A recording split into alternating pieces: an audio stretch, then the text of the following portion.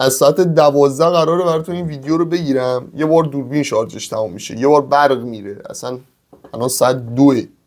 بکیرم الان من چیکار کنم؟ خیلی زیاد خوش اومدیم به این ویدیو. امیدوارم حال همتون خوب باشه. توی این ویدیو اومدیم یه استراتژی خیلی خفن بهتون آموزش بدیم که بتونید خیلی ساده تر توی مود ریورس وین بگیرید و تا آخر این ویدیو همراه من باشید. قبل از شروع ویدیو میخوایم چند تا حالتی که احتمال داره زون آخر رو براتون توی مپ ریورس زون آخر رو براتون بندازه، یعنی چند تا از پرتکرارترین حالتاشو بهتون بگم که خیلی ساده تر منظور منو متوجه بشید و این استراتژی رو بفهمید و برید جلو خفن با اسکوادتون وینا رو رنده بکنید. و تا آخر این ویدیو منو حتما همراهی بکنید و اگر کانال منو سابسکرایب نداری یا این ویدیو رو لایک نکردی همین الان لایک کن بابا. 3 ثانیه وقت تو بیشتر نمیگیره، 3 ثانیه هم کمتر، خیلی بهش نیاز دارم. دمت گرم. لایک کن و بریم سراغ ادامه ویدیو. طور که روی تصویر میبینید این 4 تا حالت جزء پرتکرارترین حالتایی هستن که احتمال داره زون آخر توی مپ ریورس براتون بیفته. یعنی یکی از این 4 تا حالت ممکنه باشه. البته بیشتر هم هست ولی خب چون این 4 تا پرتکرارترینشن براتون آوردم روی تصویر تا بیشتر باشون آشنا بشین. حالت اول خود پریزن و اطراف پریزنه که جزء پرتکرارترین حالت هاست. حالت دوم فکتوری و اطراف فکتوریه که همون کشتی و اون سمتا میشه. حالت سوم CCTV یا همون کنترل خودمونه که بازم اطراف اون ممکنه باشه یا دقیقا خود کنترل باشه که اگر اون قسمت بیفته حالت آخر، یعنی حالت سوممون همون قسمت کنترل بیفته، خیلی توش وین گرفتن سخته.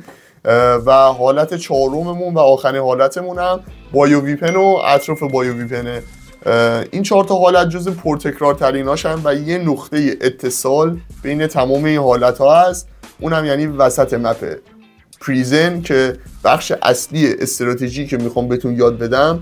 یعنی شما اگر بتونید پریزن رو بگیرید 50% از کارهای وینتون رو انجام دادید. بچه‌هایی که توی استریم‌های من بودن، حالا بازی‌های منو نگاه میکنن، استریم‌های منو دنبال میکنن، میدونن که همیشه توی ریورس یعنی زون وسط زون هر جا میخواد بیفته برای من هیچ فرقی نمیکنه. برای من اسکوادم ما کلا توی بایو ویپن لند میکنیم. و اولا که خیلی دوست دارم بدونم شما اگر جا لند مشخصی دارید با اسکوادتون کجا لند میکنید. توی کامنت ها حتما برام بنویسید، همه رو میخونم. و اینکه من به این چند تا دلیل میپرم بایو ویپن و حالا امیدوارم دلایلم برای شما هم قانع کننده باشه. دلیل اولم برای اینه که همیشه گان به تعداد برای من و اسکوادم پیدا میشه. یعنی همیشه گان اونجا هست. شما چند بار اونجا لند کنید مثلا با اسکوادتون هماهنگ کنید، 2 نفر مثلا برن طبقه اول، 2 نفر برن طبقه دوم، گان به تعداد براتون پیدا میشه. و نکته بعدیش اینه که بایو ویپن نسبت به بقیه نقاط مپ که حالا جالندتون اونجاست گرفتنش خیلی ساده تره. اول اینکه خیلی کم پیش میاد مثلا تعداد بالای انمی اونجا باشه، خیلی کمه. و اگرم باشه شما اگر چند بار اونجا لند کرده باشی با اسکوادتون مچ باشید خیلی ساده میتونید اونجا رو از انمیا بگیرید. حالت سومش یعنی همون حالت سوم، نکته سومش اینه که همیشه اول بازی پولتون برای خریدن لودات جور میشه. یعنی امکان نداره شما بایو ویپن لند کنید همون اول بازی شما لودات رو نگیرید. همیشه میتونید اول بازی لودات رو بگیرید داخل بایو ویپن چون همیشه اونجا پول هستش و خیلی ساده پولاتون رو بگیرید و حالا برید لودات رو بخرید. و یه قسمتیه که نزدیک به پریزن، یعنی یه بخش از مپه که به پریزن خیلی نزدیکه و شما خیلی ساده میتونید با لودات برید بالای سقف چون اونجا هم چاپر هستش هم زیپلاین هستش. حالا از طریق زیپلاین یا از طریق چاپر میتونید برید بالای پریزن رو برای خودتون بگیرید و کل انمیای اونجا رو بزنید. البته به همین سادگی که میگم نیستش ولی خب یه مقدار شما نیاز به تمرین دارید و نیاز به اینکه هماهنگ باشید با اسکوادتون. و یکی از سخت‌ترین کارا، سخت‌ترین بخش این استراتژی دقیقاً همینه، اینه که شما بتونید پریزن رو برای خودتون نگه دارید. خیلی سخته، باید چند بار تمرین کنید. مثلا میتونید با اسکوادتون هماهنگ بشید که آره مثلا چند نفر مثلا یه قسمت دروازی کنن، چند نفر مثلا یه نفر مثلا چند نفریم مگه 4 نفریم کلا، یه نفر مثلا بره دم زیپلاین بازی کنه، یه نفر مثلا بره پایین بازی کنه. اگر اینطوری بتونید بین تیمتون هماهنگی ایجاد بکنید خیلی آسان‌تر میتونید پریزن رو بگیرید و برای خودتون بکنید و تا آخر بازی باید پریزن رو نگه دارید. یعنی هر جوری که شده تا آخر بازی باید پریزن رو برای خودتون نگه دارید. چرا؟ چون پریزن یعنی میشه وسط مپ و شما به کل مپ اجحاف دارید، به هر سمتش که بخواید شما میتونید تیر بزنید، هر کسی که پایینتون باشه رو میتونید بزنید. شما به همه جای مپ اجحاف دارید و میشه گفت جزء برترا، مثلا اگر پریزن باشید جزء مثلا برترینا، مثلا میبینید مثلا بعضیا بالاترن طبقه مثلا اجتماعیشون، شما اینجوری طبقه اجتماعیتون از کل پلیرهای بازی بالاتره، چون به کل نقاط مپ اجحاف دارید، میتونید همه رو بزنید، حتی میتونید با تعداد کیل بالا این بازی رو وین کنید چون بالای پریزن هستید. و اگر زون آخر روی پریزن نیفته، بیفته حالا مثلا روی بایو ویپن، بیفته روی CCTV، بیفته روی فکتوری، شما خیلی ساده از توی پریزن میتونید بپرید بالای اونجا رو بگیرید.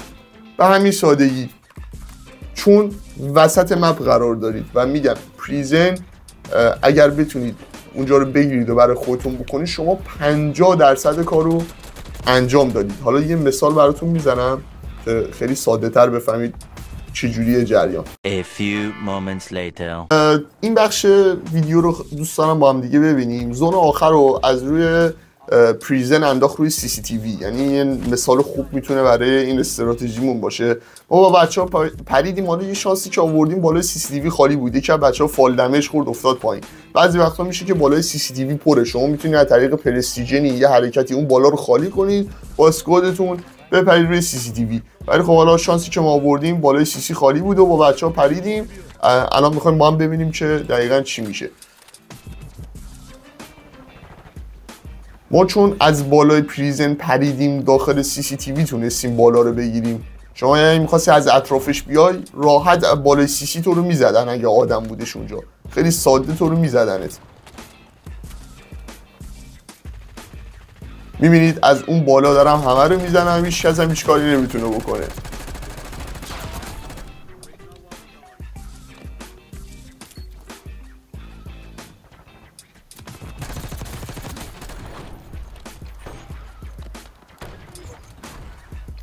هر کی هم که داره از اطراف میاد به همین سادگی میزنیمش.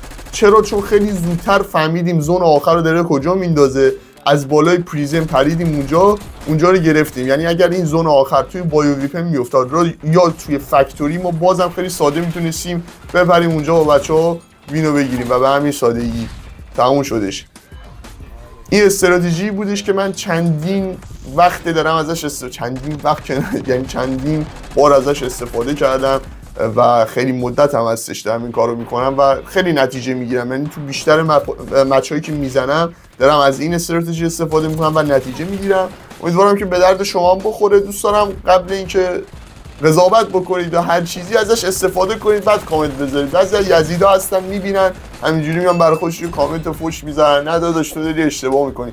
لطفا یه بار این کارو انجام بدید. اگر نتیجه گرفتید یا نگرفتید توی کامنت ها برام بنویسید، من همشون رو میخونم و محترمانه بهشون جواب میدم. دمتون گرم که تا اینجا ویدیو منو همراهی کردید و روز خیلی خوبی داشته باشید. فعلا بدرود. البته ممکنه شب باشه، خب به هر حال پاشو برو. خداحافظ.